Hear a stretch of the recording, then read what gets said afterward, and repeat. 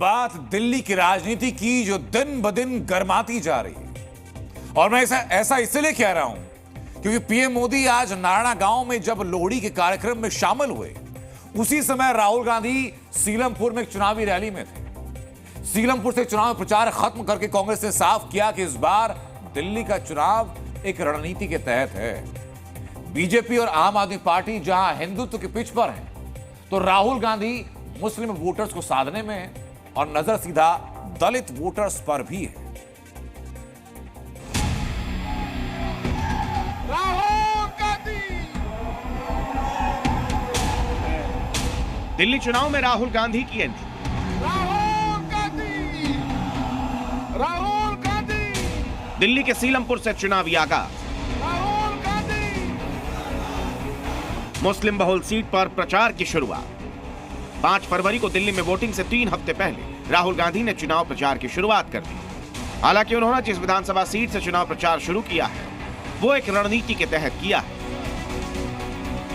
सीलमपुर मुस्लिम बहुल इलाका है और यहाँ मुस्लिम वोटर्स की संख्या 55 से 60% तक है। सीलमपुर हमेशा से कांग्रेस का गढ़ रहा है, लेकिन 2015 से लगातार इस सीट पर कांग्रेस हार रही है। जय भीम जय संविधान के नारे के साथ राहुल गांधी ने चुनाव प्रचार का आगाज किया है।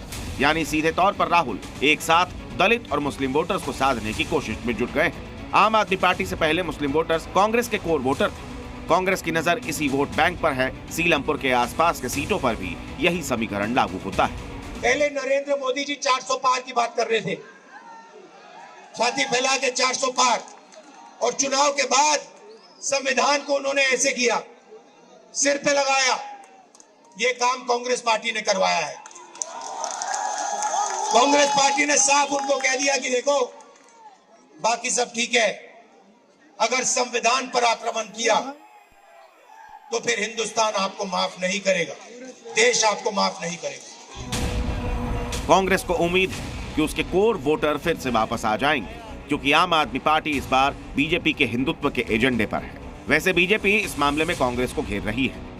चलिए, घूम फिरकर वियतनाम से काफी जश्न वगैरह मनाकर राहुल जी लौटे हैं, और लौटे हैं तो किस जगह लौटे हैं? सीलमपुर आए हैं। सीलमपुर क्यों आए हैं सब जानते हैं। वही घिसी पिटी राजनीति, वही मुसलमानों के वोट हासिल करने के लिए वो बातें करने की राजनीति, तो और वो भी इतनी देर में, मतलब आश्चर्य की बात है।